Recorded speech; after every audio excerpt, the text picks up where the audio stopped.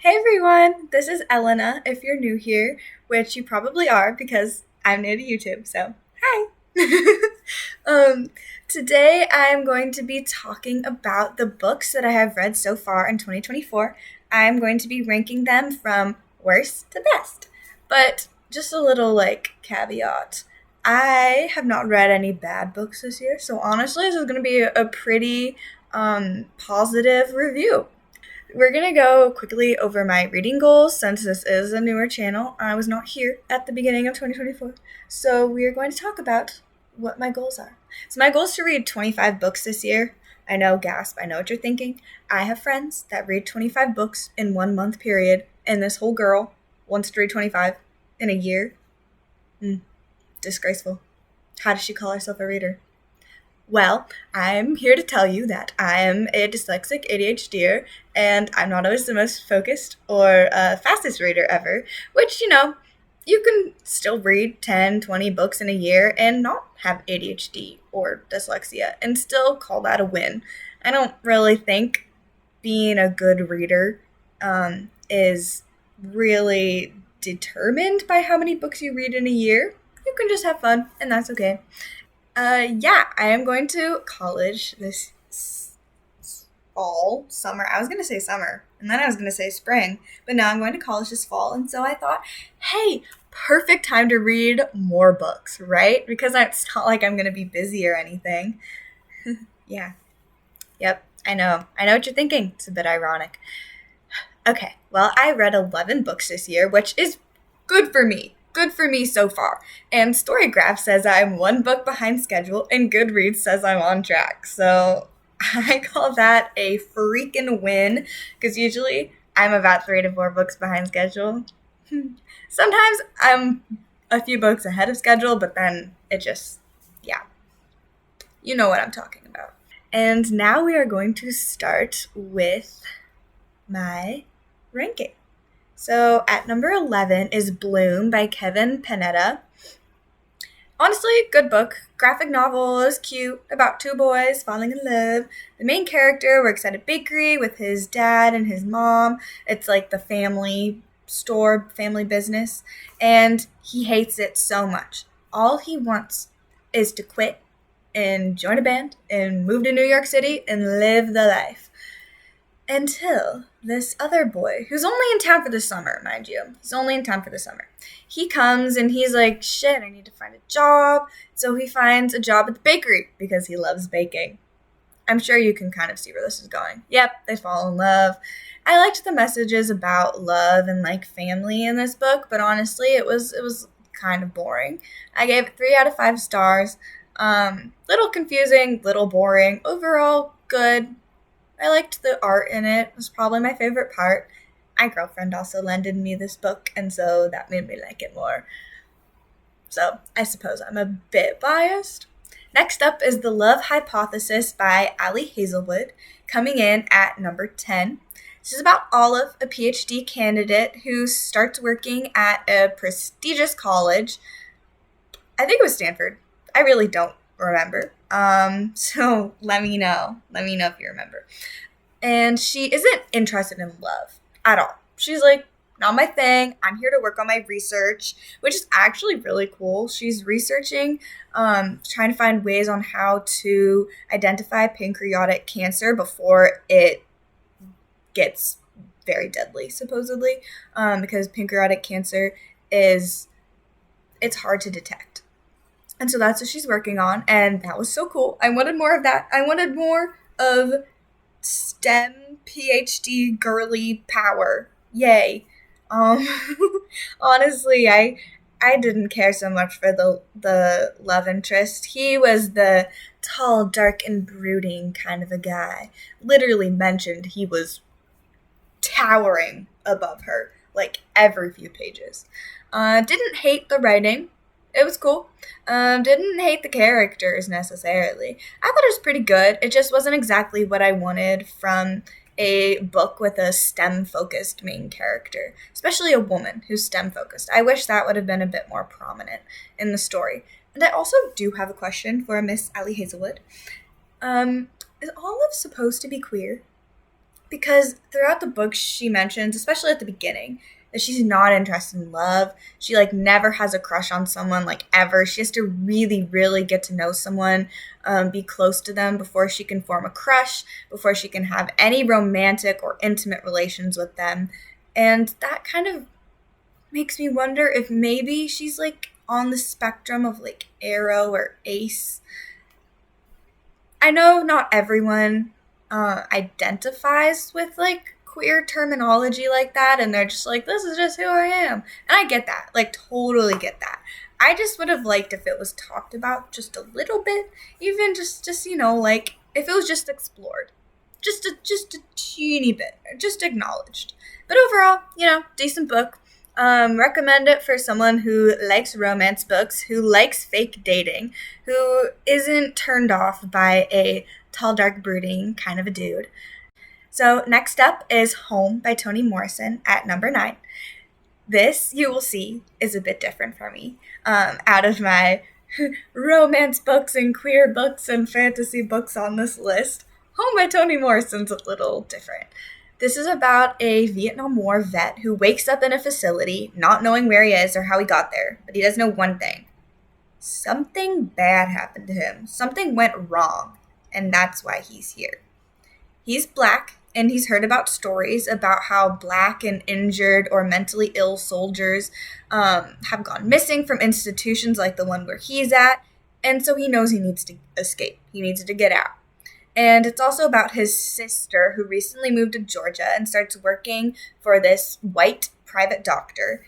And it's about his journey through his PTSD and through the United States to find his sister, try to help her, try to save her from what she's going through. I loved the themes of mental health, especially within Black people in this book. I thought that was really interesting, and I think that needs to be talked about a lot more. I'm a psychology nerd, so I really liked that part. And I just loved how it explored family and trauma, like familial trauma as well. And it also talked about the eugenics movement. And I thought that was really interesting and something that definitely needs to be taught more. They talked about like sterilization. That actually, never mind, not going to say that. It can be a little bit heavy. So if eugenics, PTSD, sterilization of Black and Indigenous communities isn't something that you are feeling up to read, I wouldn't necessarily suggest this book. I would say it's a good place to start learning about these things, but that said, I wish it had gone further. I like books with a bit of like the horror element, and I suppose I totally understand why Toni Morrison didn't go there, because that's not what this book is about. But I would have liked more. And I thought she's obviously a very good writer, very good storyteller, great plot, good characters, loved it. Would say I did not necessarily read for the plot or the characters. I mean, I read it for school, but I would have finished it anyways. Didn't read for plot or characters. I just mainly read for the historical elements and the showcase of PTSD. So I thought it was really interestingly written. And next up, we are ranking Rule of Wolves, which I actually have this one over here. Rule of Wolves by Leigh Bardugo, one of the best authors in the whole world. This book is the seventh book in the series of the Grishaverse. So I can't really tell you guys much about it without giving all of it away. I'm thinking of making a video just about the Grishaverse, so if you're into that, let me know. I liked it. It was pretty good. It is a thick book, though. So I don't think it needed to be this long. I love Nina Zenik so much, so that part I really enjoyed. I really like Zoya. Nikolai's pretty cool. He I don't know. He does give off main character vibes, but him as a main character doesn't necessarily always feel 100% correct to me, just because he was such like a minor side character in Six of Crows. But yeah, or not Six of Crows. I mean, he was a very, very minor character in Six of Crows, but in Shadow and Bone. But yeah, pretty good. I'd say it's good. And coming in at number 7 is One Last Stop by Casey McQuiston. I also have this book right here. Love the cover. Very sweet book. It kind of pains me to put this book in the middle, but for the first, 100 pages, I was bored and barely reading it, to be honest, which is why it's taken me so long to finish, literally like 2 months of just reading this book. I wasn't that interested. I loved the friends in this book, though, once we started learning more about them. Like, one of them's a psychic, one of them's a tattoo artist, another one is a dropout student of, like, Columbia and their engineering program, and she's an artist. She's pretty cool. It's kind of like a mystery romance because you have our main girly August, who just moved to New York City, and our love interest Jane, who is from the 70s, and she is stuck on the subway system in New York City. And so our girl August, as she's falling in love with Jane, decides, we need to get this girl off the subway system, am I right? How am I supposed to like her and go on dates with her if she lives on the subway all the time? Also, not great for Jane, to be honest, to live on the subway and not remember anything about yourself. I loved the bits of queer history in here, how Jane talked about her life in the 70s and how incredibly different it is, even from just the things she's experienced on the subway system in New York. And I thought it was really sweet. Very nice. I never really knew where it was going. Kind of lots of little twists and turns. And like I said, the bits of queer history in this were really, really nice. Probably my favorite part. And about how these two girls' stories just like intertwine, even back in the 70s when Jane was there. Just very sweet. I would suggest it if you're into sapphic romance, if you like a little like sci-fi element perhaps, but it's really just a romance book and it's an excuse for the story that takes place. And now on to number 6, should probably put this book away, is Stone Blind by Natalie Haynes. I do have a copy of this book. I just cannot find it. I listened to the audiobook, though. This is a feminist retelling of the story of Medusa. Have you ever heard the story of Medusa and just been like, cool, I like it, you know, neato Guido, but it's a little sexist. Just a little bit sexist. And did this young woman really deserve to be turned into a quote-unquote monster just because she was assaulted by a god? I don't think so. I really love this one. I thought it had some really beautiful quotes and passages that are examining, like, how we get here. How did we get here as a society thinking that this young woman is a monster? She's really the victim of the story here. Not Perseus, not Athena, especially not Poseidon. I would suggest reading this if you're into Greek mythology. I would say if you're not, it'd be kind of confusing because it goes through different perspectives of the Gorgon sisters, Perseus, Andromeda, who marries Perseus, Zeus, Athena, lots of different people that really, I don't think it needed that at all. I think it could have just been Medusa, and that would have been perfect. But pretty good. I liked it. I would recommend to feminist Greek mythology girlies. Next, at number 4. Did I skip number 5? We're not going to worry about it. Next up is Red, White, and Royal Blue by Casey McQuiston at whatever number this is. I really don't know anymore. Have you ever wondered what the world would be like if there was a bit more gayness in politics? All you need to know about this book is, do you like forbidden love, rivals to lovers? Are you into politics, but not like really into politics, just like the idea of being into politics? Are you interested in a spicy love story about the first son of the President of the United States and the Prince of England? If you answered yes to literally any of those, then this book is for you. Very sweet, very cute. Oh, look! I have it right here. I just hit myself in the face with my book. Here it is. I listened to the audiobook and I also read the book. I listened to the audiobook at school during art class. There is spice in this book, and I listened to it at school in art class. I don't know why I keep making those decisions, but I did make that decision. I wouldn't say I regret the decision. I would just say wouldn't recommend necessarily. But I would recommend the book itself. Very cute, very good. I liked it. Just look at them.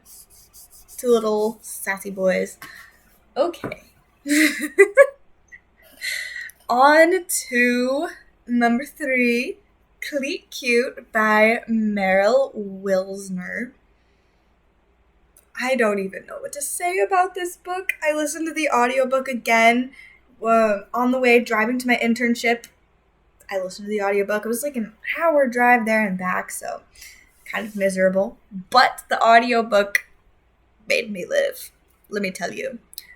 Okay, so are you a soccer lesbian? Are you an ADHDer? Are you autistic? Do you like smut, specifically sapphic smut? Then this is for you. Do you enjoy opposites attract? Black cat and golden retriever romance? Then this is for you. It's a romance novel about a famous soccer player, Grace, and newbie Phoebe. Obviously, they've both been playing soccer for such a long time. Grace has been on the national team and on the Olympics team for 10 years. Phoebe is brand new to both. And Grace loves soccer so much. It's her life. Literally been her life for 10 years. Been her life even before she was on the national team.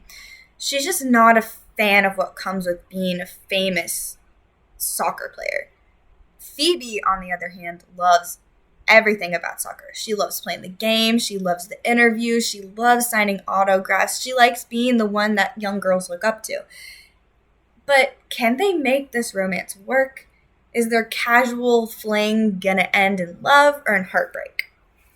Very sweet romance. I love the way that neurodivergence is talked about. I love the way that just lesbianism and being a queer person, especially in the eye of the public, is talked about. I really, really would recommend this book. It is spicy. I will say that. It is spicy. So if you like spice, this is for you. If you don't like spice, I'm not sure if I could recommend it if you don't like spice. Maybe just like skim those parts. I did that sometimes. Because sometimes you're just not in the mood, you know what I mean?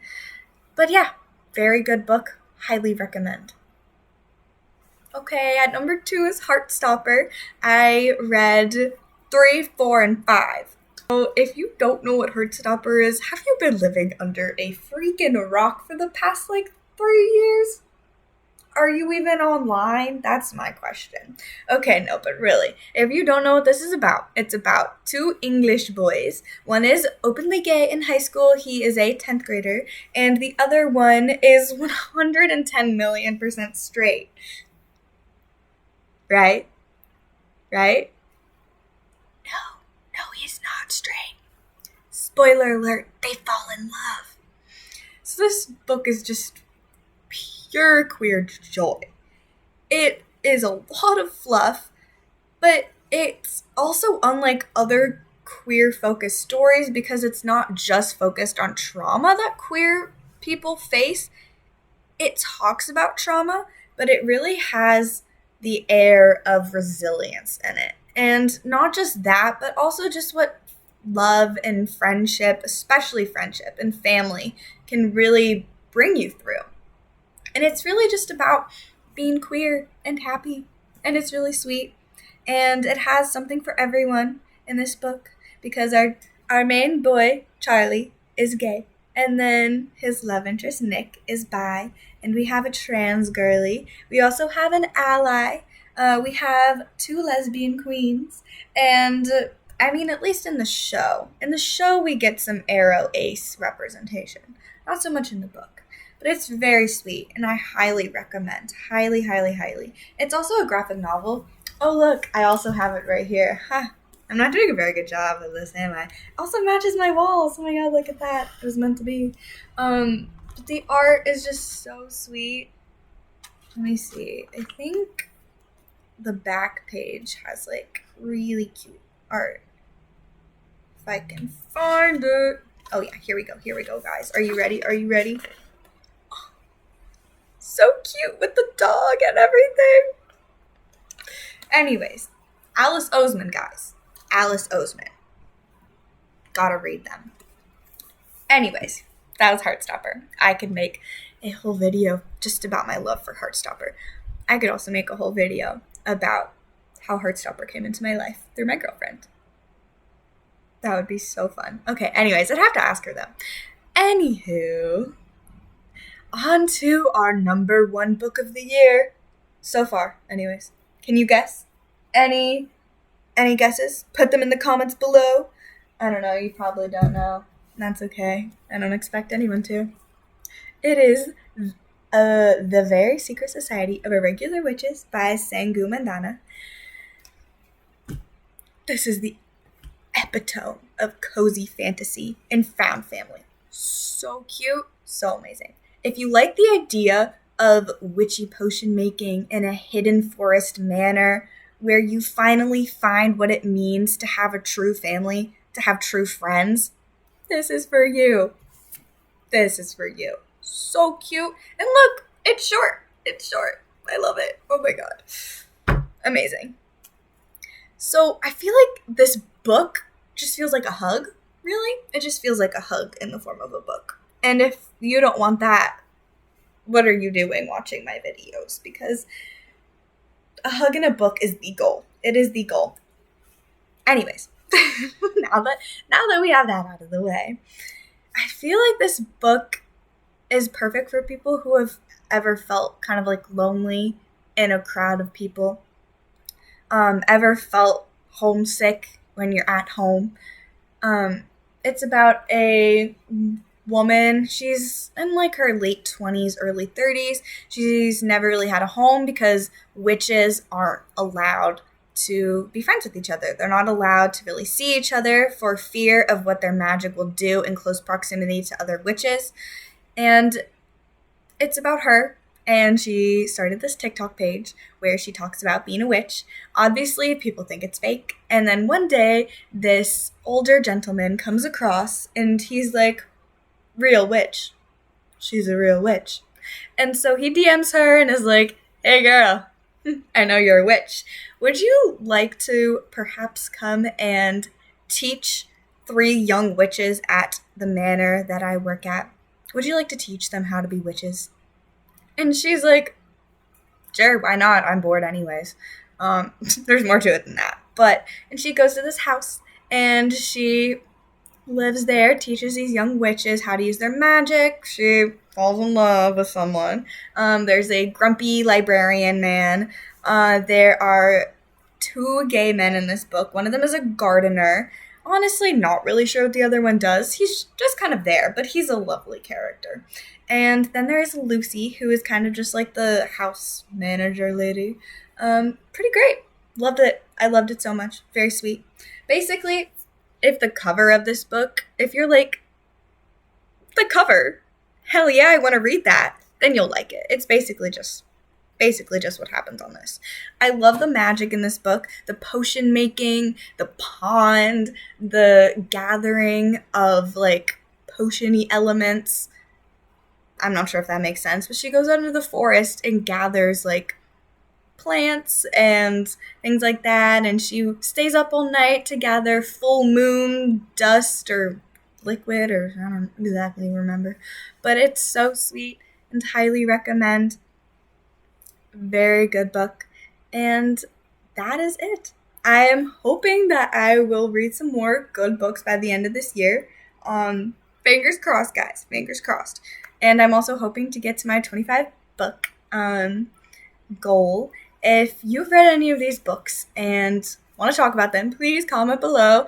I will probably be in the comments and responding because I loved them. I loved pretty much all of these. So yes, and if you have any book recommendations that you think anyone might like, maybe like list your books that you've read so far this year. I don't know. Have fun. Thank you so much for watching. I really appreciate it. And I will see you next time. Don't forget to like and subscribe. It sounds so weird saying that. Anyways, bye. Thank you so much.